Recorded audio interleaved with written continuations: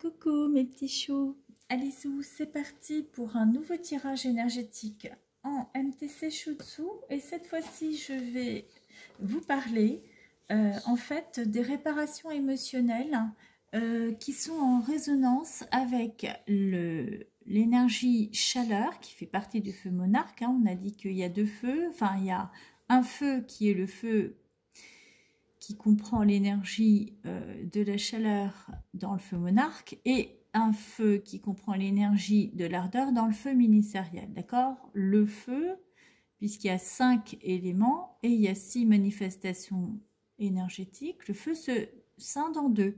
Le feu chaleur qui chauffe, qui fait des rougeurs, et le feu ardeur qui brûle et qui gratte, d'accord? Donc là, on va travailler sur le feu chaleur en opposition à son antagoniste qui est la sécheresse, d'accord? Donc on va travailler sur cette réparation émotionnelle. Toujours pareil, ce que je vous propose de faire, c'est de pouvoir travailler soit sur vous, soit sur la blessure. La blessure, elle peut être en résonance avec une relation, d'accord? Donc souvent, cette relation liée à la joie et à la tristesse, quand on n'a pas encore aspecté le fait qu'il faut toujours travailler sur soi et que nous sommes le dénominateur commun de toute chose, on a toujours l'impression que ça vient de l'autre. L'autre nous met en colère, l'autre nous met en joie ou l'autre nous rend triste. N'importe comment, c'est toujours nous qui sommes en réaction au niveau de l'émotionnel par rapport à l'environnement, bien évidemment. Donc moi, ce que je vous propose de faire pour ce tirage de réparation émotionnelle, c'est de vous positionner par rapport au trait mental du désir. Par exemple, on peut transposer dans la relation, puisqu'il s'agit de l'antagoniste. Donc on peut parler de relation, donc ce que je désire en toi, donc c'est ce que l'on va trouver par exemple, et seulement voilà ce que je ne te dis pas. Parce que ça, c'est la capacité de dire, c'est l'expression. Ça va être en fait pour la chaleur. Et on va avoir la réponse ici avec l'antagoniste. Voilà, l'antagoniste qui, lui, n'est pas dans la communication, bien évidemment, puisque c'est le problème de communication. C'est la relation à l'autre. Voilà, donc on va partir sur ce travail. Donc, ce que je vous propose de faire, c'est de garder toutes les énergies mélangées. Bien évidemment, même si ce qui nous intéresse, ça va être les énergies chaleur et poumons, gros intestin, moi je vais quand même garder toutes les énergies. Je trouve ça ludique parce que ça nous permettra justement de mettre en lumière la problématique réellement sur les antagonistes. On peut avoir des surprises. C'est ça qui est intéressant en fait dans l'approche. Voilà, bon. Allez, c'est parti, comme d'habitude. Donc, on va partir sur 6 énergies dans un premier temps pour les 6 manifestations. Et voilà. Donc, voilà ce que je désire en toi. Et voilà ce que je ne te dis pas. Je désire, je ne te dis pas. Je désire, je ne te dis pas. Je désire, je ne te dis pas. Je désire, je ne te dis pas. Donc ça, c'est intéressant parce qu'on n'en a pas une pour l'instant qui correspond. Voilà. Je désire, je ne te dis pas. Ok. Les prochaines qui sortent, c'est les résultantes. Je désire et je ne te dis pas. Voilà. Ça va être les résultantes que je vais garder pour la fin.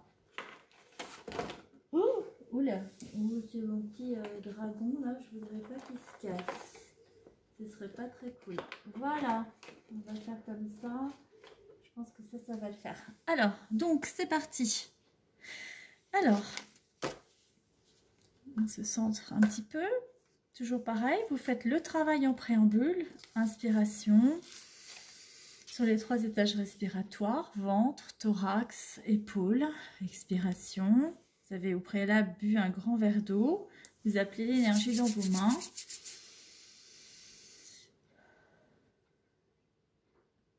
Voilà. côté. Bien. Alors, réparation émotionnelle sur l'énergie de la chaleur. Ce que je désire en toi, c'est trouver un équilibre. Trouver un équilibre qui me permette moi-même de m'harmoniser, de me stabiliser. Je recherche cet équilibre parce que moi-même, j'ai le sentiment de ne pas être équilibrée. Et j'ai l'impression que tu pourrais m'équilibrer. Alors ça, c'est intéressant parce que ce qui ressort, c'est que là, il y a une recherche clairement d'équilibre. L'expiration, ça peut être aussi lié au détachement. C'est quelqu'un qui cherche dans son équilibre, quelqu'un qui n'est pas dans l'attachement, quelqu'un qui est justement clairement dans l'harmonie lui-même ou elle-même. Dans le reflet, c'est ce qui n'est pas dit. Ce qui n'est pas dit, c'est la difficulté justement à accéder à cette sagesse au travers de cette paix. Tant que l'équilibre n'est pas aspecté, qu'il n'est pas vécu, qu'il n'est pas intégralement réalisé, eh bien il y a un manque de paix intérieure, il y a un manque de sagesse. Et c'est ça la problématique en vérité. Parce que ici, quand on regarde, je vais garder ça comme ça, ici, on a tiré ces deux énergies, vous voyez, on a tiré, vous les voyez j'espère, oui, vous avez tiré l'énergie du vent et l'énergie de l'eau, en fait l'énergie du vent et l'énergie du froid, qui sont en face à face justement dans le cycle énergétique. C'est intéressant quand même, hein. Donc maintenant, concernant la Terre, ben là on est clairement sur un amorçage et un désamorçage. Donc ce que je désire, en fait, c'est quoi? C'est encore le calme. On voit que c'est quelqu'un, probablement quelqu'un de yang, quelqu'un qui a beaucoup d'énergie, beaucoup d'énergie, donc qui a besoin du calme, besoin de la douceur, et qui recherche justement quelqu'un pour le canaliser, le poser. C'est quelqu'un qui, au travers de la relation, cherche l'apaisement, le havre de paix, le ressourcement, la bienveillance, voilà. Sur quelqu'un qui porte un regard empli de bienveillance, de réconfort, voilà. Ça, c'est plus le désir, la recherche, et tout ce qui n'est pas dit, c'est ça, c'est que en fait, on ressent effectivement ce besoin d'avoir en face quelqu'un qui peut représenter la plume. Alors c'est pas forcément quelqu'un de super frêle, super léger, bien au contraire, quelqu'un qui est bien enraciné et bien ancré, puisqu'il s'agit de l'énergie de l'humidité. Il peut, paradoxalement, même si physiquement c'est un molosse ou une molosse, ça peut être quelqu'un qui est dans la force tranquille. Voilà, c'est ça la force tranquille. C'est quelqu'un qui est bien aspecté dans sa stabilité, dans son équilibre incarné. Donc ça c'est intéressant. Ça permet la plénitude de cet axe. Maintenant, ce qui n'est pas forcément exprimé, ce qui n'est pas dit, c'est qu'il y a une recherche d'accomplissement. Il y a une recherche d'accomplissement au travers du dialogue, au travers de l'authenticité, de l'honnêteté. On a besoin aussi pour se sentir apaisé, pour se sentir empli et dans l'harmonie au niveau de cette relation, de se libérer de ces doutes. Les doutes, ils peuvent être générés par la peur. Quelqu'un qui a peur de quelque chose, il doute. Et quelqu'un qui doute, inévitablement, va être dans les peurs. Il doute de quelque chose et ça lui fait peur. Pourquoi? Pour se sentir encore dans cette légèreté qu'on a vue de la plume et de la paix qu'on a retrouvée tout à l'heure avec l'énergie de la sagesse. Parce que c'est le miroir, on reflète ce miroir, le contentement sur tous les plans, c'est l'épanouissement, c'est la recherche de l'épanouissement, clairement. Au travers de l'innocence. Ça, c'est ce que l'on ne dit pas. On ne dit pas que ce qui nous plaît dans la relation chez l'autre, c'est l'innocence. C'est l'innocence parce que l'innocence, c'est la connexion à l'enfant intérieur. Ce qui nous plaît chez l'autre, c'est sa joie, c'est son émerveillement, c'est sa fraîcheur, c'est sa spontanéité. C'est son audace, hein, sa bonne humeur hein, qui communique un peu à tout le monde autour de lui ou d'elle. C'est sa candeur, c'est son innocence, l'innocence de son âme. C'est quelqu'un de bien relié et c'est ça qui nous plaît. Et c'est peut-être ça qu'on ne dit pas. Mais c'est quelque chose qui est. Maintenant, ce que l'on peut désirer, c'est l'amour. Voilà, c'est clairement le souhait. Le souhait exprimé, enfin non exprimé pour le coup, puisque c'est un désir. Hein. Ce désir d'amour, il est fort. Il est fort parce qu'il est dans la recherche de l'harmonie, encore une fois, de l'écoute et du pardon. C'est la sagesse, c'est la guérison. Et puis c'est aussi la légèreté, le cœur rempli de bonté. C'est donc on a dépassé le jugement, on a dépassé le regard de l'autre. On a dépassé notre propre jugement d'ailleurs, c'est nous-mêmes qui nous jugeons toujours. Et ce que l'on ne dit pas, mais qui est clairement aspecté, c'est qu'on est dans l'acceptation. On est dans l'acceptation de la relation telle qu'elle est, comme elle est, sans la juger, sans l'interpréter, dans sa force, dans sa puissance, dans sa capacité à nous permettre le renouveau, à nous adapter en permanence, dans notre possibilité de nous transmuter, de nous transcender au niveau du sens et de l'essence de cette relation proprement dite. Ce qui peut être souhaité, ce désir, c'est encore cette stabilité. Au travers de l'équilibre, on accède à la stabilité. La stabilité, elle est envers soi-même. Elle est en fait en rapport avec sa capacité d'accéder au respect et à se respecter soi pour respecter l'autre et inversement. Et également se laisser porter vers sa destinée. Il y a des relations qui sont écrites, inscrites. C'est comme ça, c'est la destinée et quoi qu'il en soit, on ne pourra rien faire pour l'éviter. C'est écrit. C'est béni des dieux. C'est des énergies qui sont là. Voilà. Maintenant, ce qui est clairement aspecté et reconnu, c'est encore une fois cette adaptabilité. Vous voyez, ça va pile poil avec l'adaptabilité qu'on vient de voir au préalable. Et c'est la satisfaction des conditions dans lesquelles on se trouve parce qu'on se sent empli, on se sent dans l'abondance, dans la générosité, dans la coopération et dans la richesse spirituellement parlant. Parce qu'on prend conscience qu'on fait partie les uns des autres et que sans l'autre, on n'existe pas et que l'autre n'est que le reflet de nous-mêmes.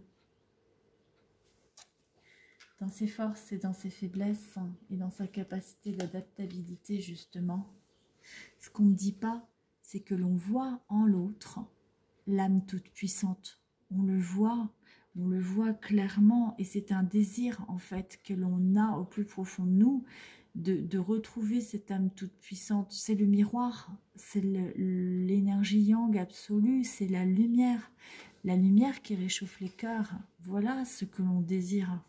On désire être dans cette générosité, dans cet amour inconditionnel, dans cette harmonie, dans cette stabilité. Voilà, c'est l'union sacrée. Mais ce qui est clairement, c'est l'élan. Il y a un élan dans cette énergie. Il y a l'élan, la capacité de réparer, la réparation, au travers la spiritualité et la force créatrice par rapport à la capacité de transmuter au travers le souffle de vie, de montrer à chacun sa vérité cachée. Voilà ce qui est. Maintenant, ce qui est important, et ce que je vous propose de faire, c'est de méditer sur ces deux énergies. Voilà quel est le désir. Le désir, c'est la baguette magique. La baguette magique, c'est la réalisation de toutes les intentions. C'est la capacité d'écrire son propre livre. Telle une fée, je transforme tout autour de moi avec facilité. Tel un mage, je transmets le pouvoir à qui veut bien y croire. C'est aussi la capacité de donner, je donne. Je donne d'une manière illimitée à qui veut bien y croire.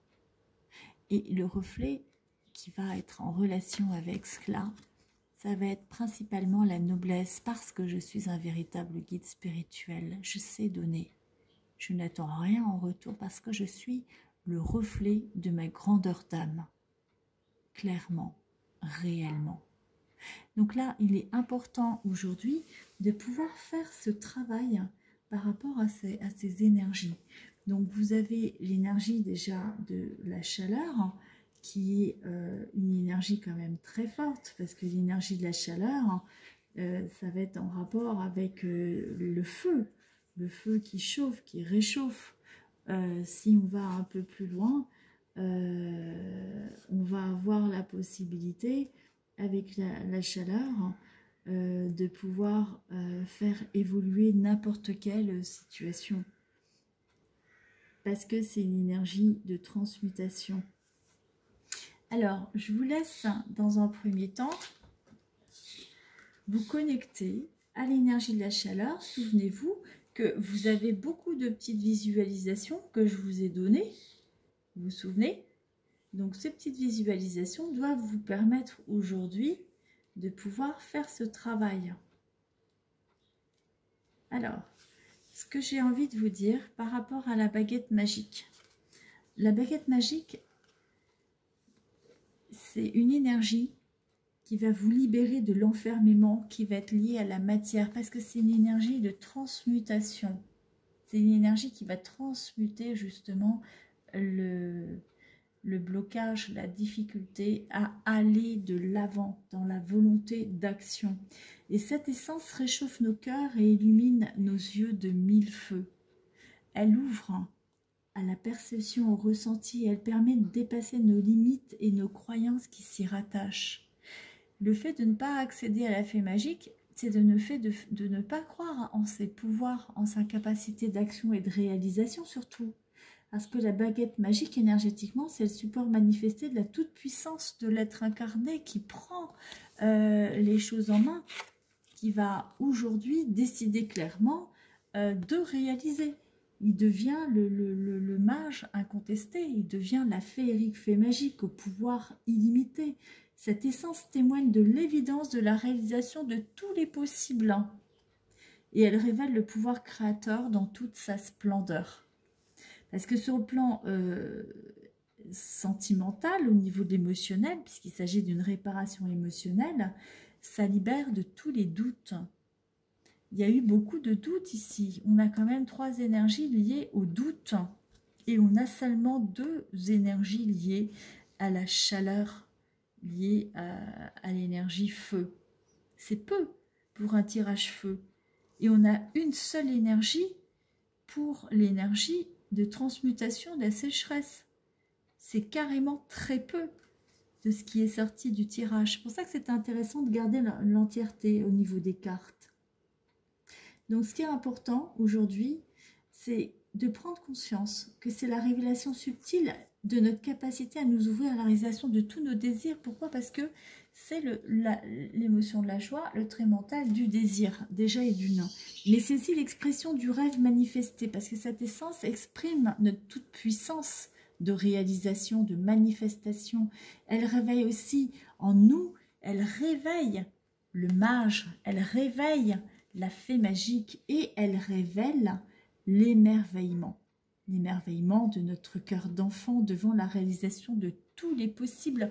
Lorsqu'on est dans la fée magique, il n'y a aucun doute, on sait qu'on peut. Il n'y a pas de doute en quoi que ce soit, c'est évident. Donc ce que je vous propose de faire, c'est de vous relier à l'énergie de la chaleur, peut-être en visualisant quelques instants la carte et la spirale au centre de cette carte quelques instants, et de faire justement cette méditation sur l'énergie de la baguette magique et de la pensée créatrice, en réalisant que la pensée créatrice est l'axe qui peut vous aider à vous équilibrer dans la réalisation de votre essence. Et c'est cela qui vous aidera à trouver l'équilibre entre votre espace intérieur et votre environnement, tel un grand seigneur qui possède l'intelligence de cœur. Et je vous propose de travailler sur la visualisation suivante, de vous connecter au sentiment de vide et de néant, afin de l'emplir de la pensée créatrice, dans la plénitude de l'espace à nouveau investi de votre pensée créatrice de réalisation. Je vous propose de faire cet exercice une première fois les yeux ouverts dans une première visualisation de cette séquence de soins et de le refaire une seconde fois dans l'entièreté les yeux fermés pour être véritablement à l'écoute de vos sens et de percevoir clairement ce qui va se jouer. Donc voilà ce que je vous propose de faire. Ça, c'est important aujourd'hui de pouvoir avoir cette compréhension. Et concernant l'énergie du guide spirituel, le guide spirituel, c'est quelque chose qui va vous permettre de transcender. C'est quelque chose qui est une énergie très forte qui peut justement et qui va permettre de transcender l'énergie de la chaleur. Donc vous avez également l'exercice qui vous permet de faire l'exercice pratique de méditation et de visualisation. Donc l'exercice pratique, déjà dans un premier temps, ça va être de réaliser que le guide spirituel a la capacité de guérir tous les maux, parce que là on est sur une guérison dans la communication, dans la réalisation et dans la réparation au niveau de l'émotionnel. Les mots M-A-U-X en rapport avec les mots M-O-T-S qui n'ont pas pu être exprimés justement par le dire, par le logos, par la parole. Et cette essence est la réalisation des pouvoirs du sage incarné, parce qu'elle rassemble tous les pouvoirs divins réunis, tel un véritable guide spirituel. Et ça, c'est important de concevoir, d'entendre, de réaliser que la maîtrise du pouvoir de canalisation des énergies subtiles, elle ne peut se faire que quand le guide spirituel est pleinement investi, pleinement reconnu. Parce que cette essence permet d'accéder à tous les savoirs et elle a accès aux enseignements suprêmes. Le guide spirituel, le travail de guidance, c'est le chaman, c'est celui qui est sur le fil entre l'obscurité et la lumière, c'est celui qui est passé déjà de l'autre côté, qui connaît, qui a accédé justement à la connaissance pour revenir dans l'essence de la vie, à travers de l'incarnation. Donc le guide, il est dans l'amour inconditionnel et dans la relation d'aide, parce qu'il a une grandeur d'âme, donc il n'a pas besoin de reconnaissance d'une certaine manière. Il est, tout simplement, il n'est pas dans l'avoir, il est. Donc dans cette condition-là, cette essence va lui donner la possibilité de transmettre la quintessence de son expérience parce qu'il a accès à la connaissance suprême.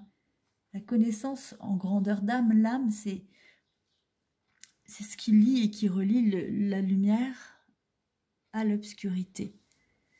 Et pourquoi? Parce qu'on est sur les énergies feu. Les énergies feu sont des énergies yang, elles sont la lumière absolue. Ça représente l'âme expérimentée qui est apte à guider son prochain sur le chemin. Et cette essence permet d'élever la fréquence vibratoire de l'être parce qu'elle ouvre l'enseignement et la transmission des savoirs. C'est une essence toute particulière qui permet d'aller beaucoup plus loin dans toutes les dynamiques, dans toutes les énergies par rapport à la réalisation. Donc si on veut aller plus loin concernant cette énergie, on peut travailler également sur l'exercice pratique qui va être un exercice pratique de méditation dans un premier temps, si on se relie à l'énergie qui se rattache à l'énergie du guide spirituel au niveau de l'énergie de la sécheresse, on peut réaliser que le reflet, qui va être le reflet de la noblesse, est l'axe qui peut nous aider à mieux nous équilibrer dans la réalisation de notre essence pour nous permettre de mieux nous ouvrir à notre aptitude à être, justement, à être sans avoir nécessairement et être dans la justesse, car tel un véritable guide spirituel, notre noblesse est le reflet de notre grandeur d'âme. Je vous laisse vous connecter à la couleur marron, à cette fréquence énergétique de l'énergie de la sécheresse et de vous mettre en résonance. Vous pouvez également faire ce travail de visualisation en vous mettant dans votre disposition à vivre la noblesse, dans votre capacité à vous détacher de votre environnement, pour vous sentir totalement libéré, dans la légèreté, tel un Seigneur tout-puissant qui ne redoute rien ni personne. Ça, c'est un exercice qui peut être intéressant. Il y a encore, en résumé de tout cela, il y a quelque chose que vous pouvez faire pour transmuter ces énergies dans la guérison absolue. Si vous voulez transmuter l'énergie en exercice pratique, vous pouvez vous relier à l'organe des sens qui se rattache à l'énergie de la sécheresse, qui va être l'odorat. On est sur l'odorat, poumon, gros intestin. Et ça va être la capacité, vous pouvez dans quelques minutes vous préparer à vous connecter à cette énergie de la sécheresse en regardant par exemple cette spirale au centre de la carte pour entrer en résonance avec l'énergie qui la caractérise et vous allez focaliser présentement votre attention au niveau de l'organe de sens de l'odorat, situé au niveau de la racine de votre nez, comme pour ressentir l'énergie qui vous entoure.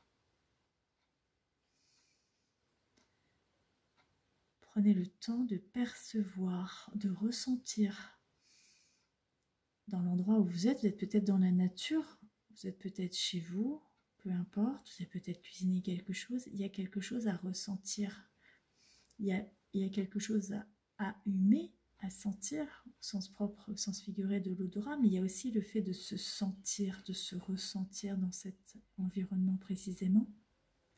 En focalisant votre attention au niveau de votre respiration, vous allez pouvoir humer ces parfums et vous allez pouvoir ressentir cette énergie de la sécheresse comme le siège de l'âme corporelle, de l'appréciation. C'est ce qui va vous permettre d'apprécier, de percevoir, de ressentir.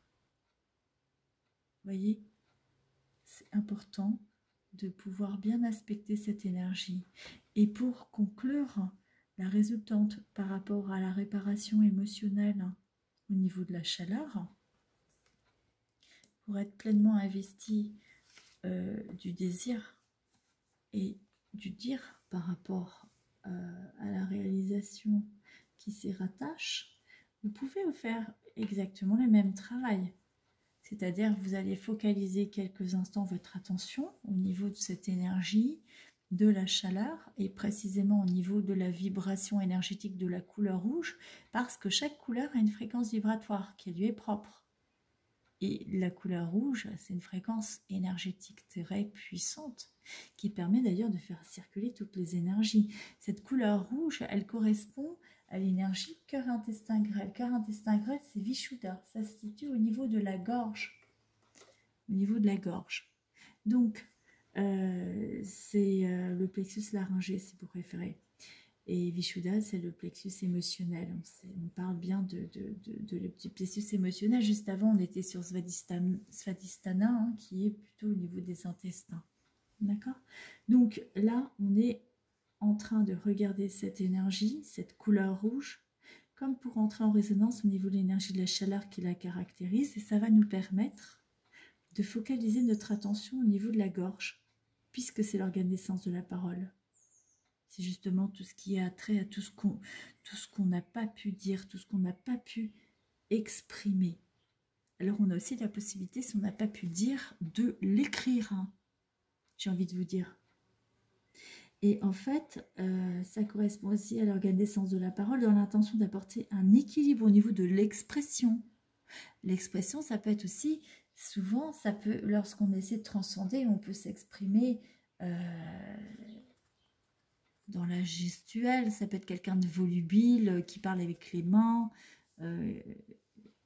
voilà, ou qui aussi peut s'exprimer par rapport à son feu dans ses vêtements, dans sa capacité d'être d'une certaine manière dans son rayonnement, qu'on le voit quelque part, vous voyez. Et d'une certaine manière, l'idée c'est d'apporter cet équilibre au niveau des mots, MOTS, mais ça on va le faire par rapport au souffle libérateur, par exemple quand on est dans la respiration, puisque là on est dans la respiration poumon, hein, gros intestin, et par le souffle, là on va libérer tous les mots MAUX qui sont somatisés dans le corps. C'est pour ça que ce souffle il est libérateur, et particulièrement sur cet axe-là. Voilà ce que j'avais envie de vous dire et de partager vraiment avec vous. Et voilà la conclusion de ce petit tirage. Donc je ne sais pas si j'aurai encore un petit peu de temps, mais par rapport à la guérison,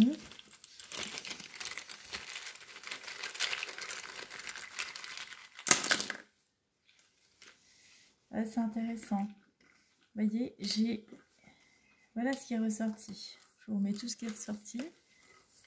Il y a effectivement le poumon et l'intestin grêle, qui sont le poumon ici et intestin grêle en face, l'équilibre.